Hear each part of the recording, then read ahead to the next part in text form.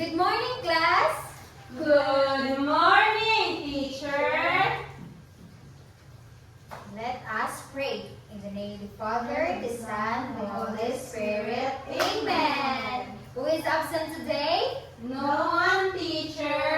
Okay, very good. Before we start our discussion, let me introduce to you our classroom rules. Okay, you may sit down first. Thank you, teacher. Okay, let me introduce first our classroom rules. We must listen when someone is talking. Then second, raise your hand if you want to speak. Okay? Children, Yes, not teacher. answer in chorus. Third, follow directions quickly. And the fourth, keep hands, feet, and objects to yourself. And the last, be kind and use polite words. Don't say a bad words. Are we clear, students? Yes, teacher. How are you, my dear students? We're good. Now I have here a song. Do you want to sing? Yes, teacher. Okay. And entitled Twinkle, Twinkle, Little Star. So before that, I have here a pictures. Right? What's this? Turtle, teacher. The turtle moves slow or fast? Slow. Okay, very good. And this one? Rabbit. What movement? Slow or fast? Fast. Very good. Then, while we singing Twinkle Twinkle Little Star, if I raise a turtle, you have to sing slow. Then if I raise the rabbit, you need to sing faster. Are we clear, students? Yes, teacher. Okay. Now, let's sing together Twinkle Twinkle Little Star in a slow movement. Twinkle, twinkle, little star, how I wonder what you are. Up above the world so high, Like a diamond in the sky.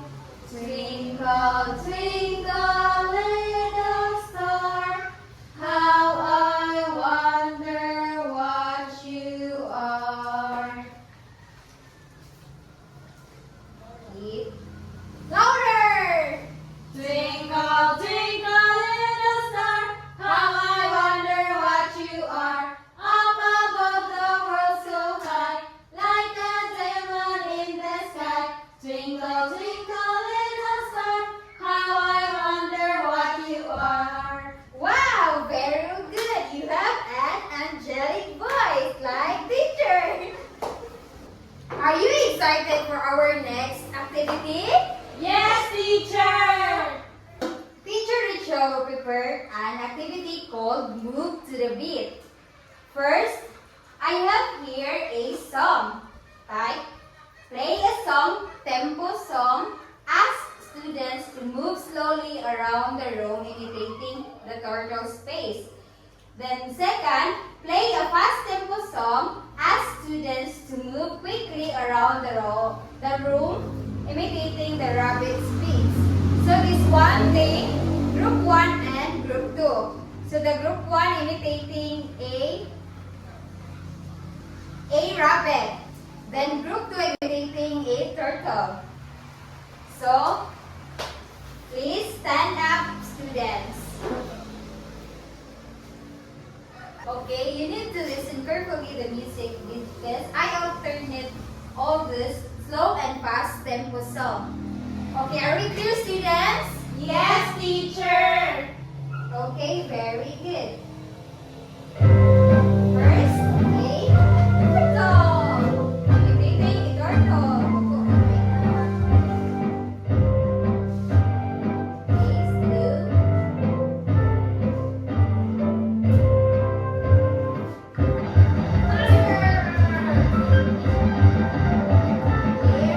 Rabbit.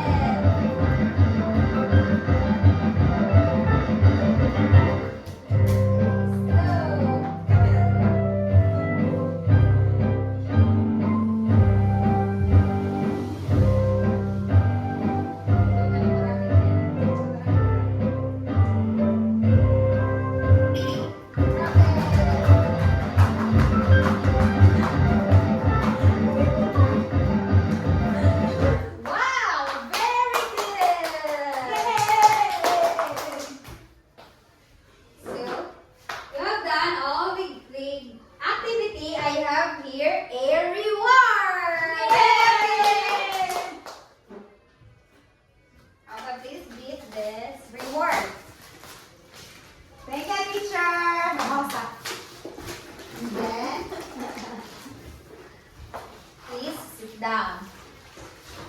How did your body move during the slow music? One teacher, when the music slow and you need the body movement like slow teacher. Very good. And number 2, how did your body move during the fast music? Elvi? Putas kay teacher. Very good. And the 3rd, which tempo felt more relaxing? Slow teacher. Very good. Which felt more exciting? Fast teacher. Very good. Our topic for today is about tempo. Tempo is the speed of music. So tempo is, they have 2 kinds, largo and presto.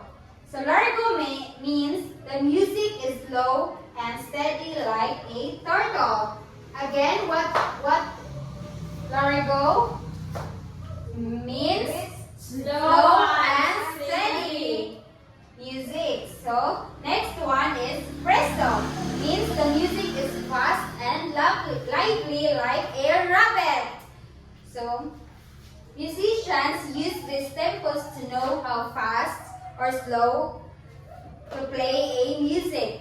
So again, what is the 2 kinds of tempo? Largo and presto. So what is largo? Largo is the music is slow and steady. And presto.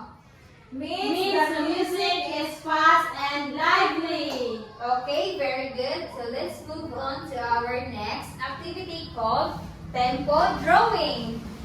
So all you need to do, students, draw a scene that represent each tempo: a turtle walking slowly for a largo, and a rabbit hopping quickly for presto. So then, label it and encourage students to share their drawings with the class and explain their representation. Are we clear, students? Yes, teacher. So all you got to do is to draw a scene. Are you done, students? Yes, teacher. Okay, first, can you show it, Aubrey? So I draw here, teacher. Dre, please come here in front. I draw teacher a rabbit, and it's called a presto because if the rabbit run, it's faster.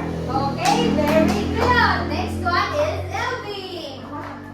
So I draw this teacher a turtle. A turtle is walking slow, and it is means let's go, teacher. Okay, very good. We have a different tempo called largo and presto. So largo means it is slow, and presto means faster. Okay, very good. So please get one whole sheet of paper, then answer the assessment. So the direction of this assessment: encircle the image that represent largo and underline the image that represent presto. Are you done, students? Yes, teacher. Okay, very good. Let's move on to our assignment. Please get your assignment notebook. Are you done? Yes, teacher. Now, the directions is you need to write the titles of the song and identify which is largo and which is presto, and share their findings with the class in the next session. So, are we clear, students? Yes, teacher. Okay, very good. And last, we have a concluding activity. So, please stand, students, and sing and dance. Shoulders, knees and toes, knees and toes, head, shoulders, knees and toes, knees and toes, and eyes and ears and mouth and nose, head, shoulders, knees and toes, knees and toes.